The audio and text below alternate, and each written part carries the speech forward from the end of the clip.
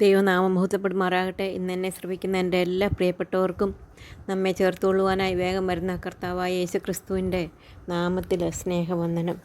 നാം കഴിഞ്ഞ ആഴ്ച ആത്മനിറവിനെക്കുറിച്ച് പഠിക്കുകയായിരുന്നല്ലോ. ഒരു പരിശുദ്ധാത്മാവിൽ ഒരു വ്യക്തി പരിശുദ്ധാത്മാവിൻ്റെ ഇഷ്ടത്തിനനുസരിച്ച് ജീവിക്കുമ്പോൾ, അല്ലെങ്കിൽ പരിശുദ്ധാത്മാവിൻ്റെ നിയന്ത്രണത്തിൽ ജീവിക്കുമ്പോൾ അവൻ ആത്മനിറവിൽ ജീവിക്കുന്നു എന്ന് നാം കണ്ടു. ഇങ്ങനെ ആത്മനിറവിൽ നാം ജീവിക്കുമ്പോൾ ഉണ്ടാകുന്ന ഫലങ്ങളെക്കുറിച്ച് ഇന്ന് നമ്മൾക്ക് ചിന്തിക്കാം. ഒന്നാമതായി, നമുക്ക് ആത്മനിറവിൽ ജീവിക്കുന്ന ഒരു വ്യക്തി ആത്മാവിൻ്റെ ഇഷ്ടത്തിന് അനുസരിച്ച് ജീവിക്കുന്ന വ്യക്തിയായിരിക്കും. നമുക്കൊരു വേദഭാഗം വായിക്കാം. ഗലാത്യ ലേഖനം 5:16 വായിക്കുന്നു: ആത്മാവിനെ അനുസരിച്ച് നടപ്പീൻ, എന്നാൽ നിങ്ങൾ ജഡത്തിൻ്റെ മോഹം നിവർത്തിക്കുകയില്ല എന്ന് ഞാൻ അറിയുന്നു. അപ്പോൾ ഇവിടെ കാണുന്നത്, ആത്മാവ് നിറവിൽ ജീവിക്കുന്ന ഒരു വ്യക്തി ആത്മാവിനെ അനുസരിച്ച് നടക്കുന്ന ഒരു വ്യക്തിയായിരിക്കും. രണ്ടാമതായിട്ട് നമുക്ക് കാണുവാനായിട്ട് സാധിക്കും, ആത്മാവിനെ അനുസരിച്ച് നടക്കുന്ന ആത്മനിറവിൽ ജീവിക്കുന്ന ഒരു വ്യക്തി കൽപ്പനകളെ പ്രമാണിക്കുന്ന ഒരു വ്യക്തിയായിരിക്കും എന്ന് നമുക്ക് മനസ്സിലാക്കുവാനായിട്ട് സാധിക്കും. ദൈവത്തിൻ്റെ കൽപ്പനകൾ പ്രമാണിക്കുന്ന ഒരു വ്യക്തിയായിരിക്കും. 1 യോഹന്നാൻ 3:24 വാക്യത്തിൽ നമുക്കത് കാണുവാനായിട്ട് സാധിക്കും. 1 യോഹന്നാൻ 3:24 വാക്യത്തിൽ, അവൻ്റെ കൽപ്പന പ്രമാണിക്കുന്നവൻ അവനിലും അവൻ ഇവനിലും വസിക്കുന്നു, അവൻ നമ്മിൽ വസിക്കുന്നു എന്ന് അവൻ നമുക്ക് തന്ന ആത്മാവിനാൽ നാം അറിയുന്നു. അപ്പോൾ ആത്മനിറവിൽ ജീവിക്കുന്ന ഒരു വ്യക്തി ആത്മാവിൻ്റെ കൽപ്പനകൾ അനുസരിക്കുന്നവരായിരിക്കാം. നമുക്കറിയാം ഈ ആത്മാവിൻ്റെ കൽപ്പനകൾ, ദൈവത്തിൻ്റെ കൽപ്പനകൾ എന്തൊക്കെയാണ് എന്നുള്ളത് ദൈവത്തിൻ്റെ വചനത്തിൽ നിന്ന് മനസ്സിലാക്കുവാനായിട്ട് സാധിക്കും. ആത്മനിറവിൽ ജീവിക്കുന്ന ഒരു വ്യക്തി ആത്മാവിൻ്റെ വചനം, അല്ലെങ്കിൽ ദൈവത്തിൻ്റെ വചനം പഠിക്കുന്നവനും ധ്യാനിക്കുന്നവനും ആയിരിക്കും എന്ന് കാണുവാനായിട്ട് സാധിക്കും. ആ വ്യക്തി പ്രാർത്ഥിക്കുന്ന ഒരു വ്യക്തിയായിരിക്കും. മാത്രമല്ല, കൊടുക്കുന്ന ഒരു വ്യക്തിയായിരിക്കും എന്ന് കാണുവാനായിട്ട് സാധിക്കും. എഫേസ്യർ 2 അധ്യായത്തിൽ കാണുന്നത്, നമ്മൾ എഫേസ്യർ 2 നമുക്ക് കാണുന്നത്, നാം കൃപയാൽ രക്ഷിക്കപ്പെട്ടു, എന്നാൽ നാം എഫേസ്യർ ലേഖനം 2:10 വാക്യത്തിൽ നാം കാണുന്നത്, നാം അവൻ്റെ കൈപ്പണിയായി സൽപ്രവൃത്തികൾക്കായിട്ട് ക്രിസ്തുയേശുവിൽ സൃഷ്ടിക്കപ്പെട്ടവരാകുന്നു, നാം ചെയ്തു പോരേണ്ടതിന് ദൈവം അവ മുന്നൊരുക്കിയിരിക്കുന്നു.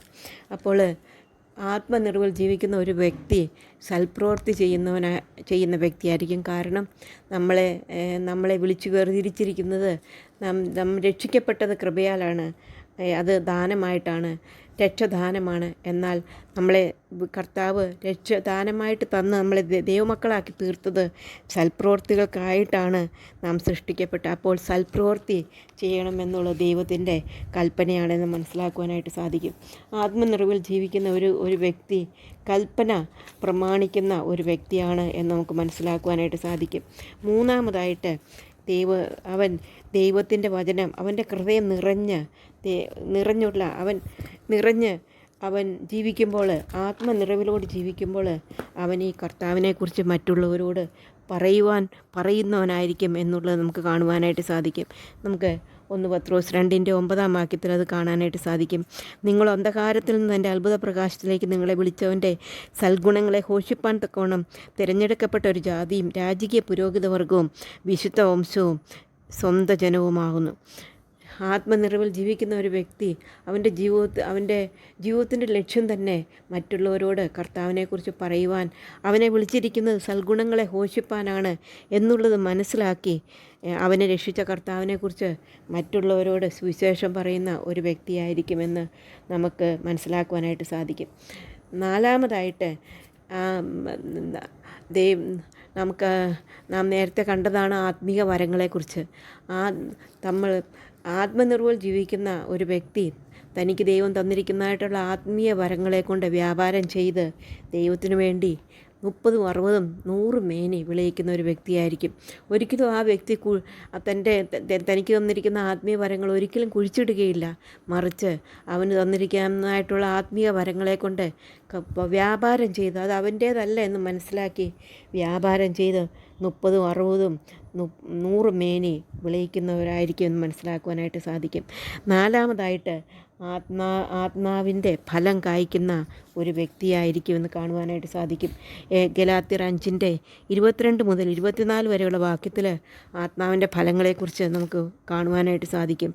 ആത്മാവിൻ്റെ ഫലമോ സ്നേഹം, സന്തോഷം, സമാധാനം, ദീർഘക്ഷമ, ദയ, പരോപകാരം, വിശ്വസ്തത, സൗമ്യത, ഇന്ദ്രജയം. ഈ വകയ്ക്ക് വിരോധമായി ഒരു ന്യായപ്രമാണവുമില്ല. ആത്മാവിൻ്റെ ഫലം, ആത്മനിറവിൽ ജീവിക്കുന്ന ഒരു വ്യക്തിയിൽ ആത്മാവിൻ്റെ ഫലം ഉണ്ടാകുവാനായിട്ട് സാധിക്കും. ഈ ആത്മാവിൻ്റെ ഫലങ്ങൾ ഓർക്കാം. അവൻ സ്നേഹിക്കുന്നവനായിരിക്കും. അവൻ്റെ ജീവിതത്തിൽ എന്ത് പ്രശ്നങ്ങളുണ്ടായാലും അവൻ സന്തോഷിക്കുന്നവനായിരിക്കും.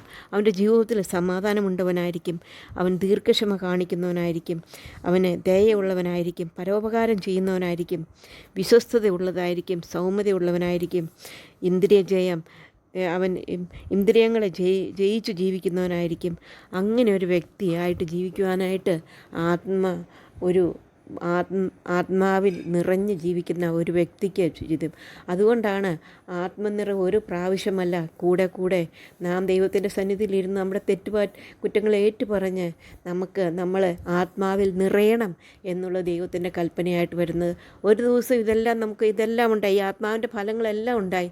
എന്നാൽ പിറ്റേ ദിവസം നാം ആത്മാവിൻ്റെ നിറവിലല്ല ജീവിക്കുന്നതെങ്കിൽ ഈ ആത്മീയ ഫലങ്ങൾക്ക് പകരം നമ്മളിൽ ജഡത്തിൻ്റെ ഫലങ്ങൾ ഉണ്ടാകുവാനായിട്ട് ഇടയായിട്ട് തീരും.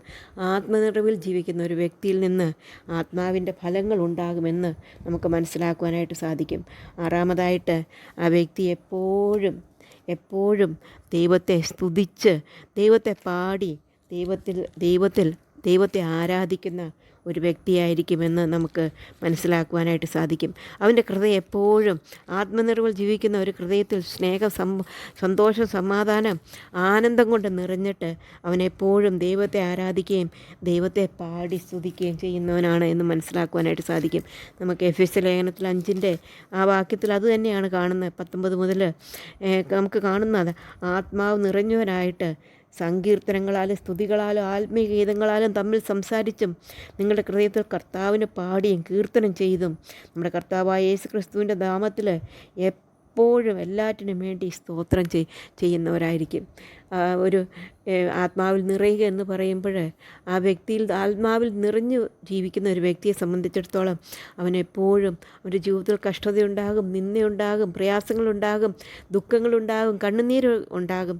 എന്നാൽ ഇങ്ങനെയുള്ള എല്ലാ പ്രശ്നങ്ങളുടെ മധ്യത്തിലും ആത്മനിറവിൽ ജീവിക്കുന്ന ഒരു വ്യക്തിയെ സംബന്ധിച്ചിടത്തോളം അവൻ്റെ ഹൃദയത്തിൽ സങ്കീർത്തനവും സ്തുതിയും ആത്മീയ ഗീതങ്ങളും ഉണ്ടാകുവാനും അവൻ ദൈവത്തെ പാടി സ്തുതിച്ച് ദൈവത്തെ യഥാർത്ഥമായിട്ട് സത്യത്തിലും ആത്മാവിലും വിശുദ്ധിയിലും ആരാധിക്കുന്ന ഒരു വ്യക്തിയായിരിക്കും.